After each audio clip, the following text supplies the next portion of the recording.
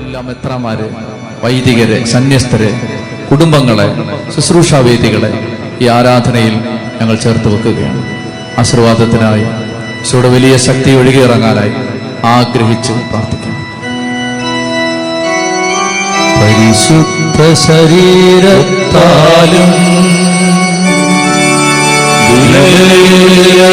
രക്തത്താലും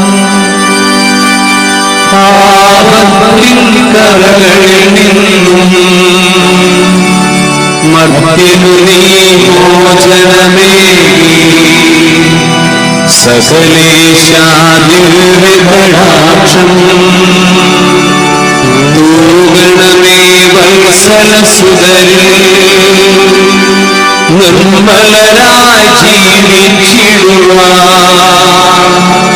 ചിന്തണമേ ദിവ്യവരങ്ങൾ.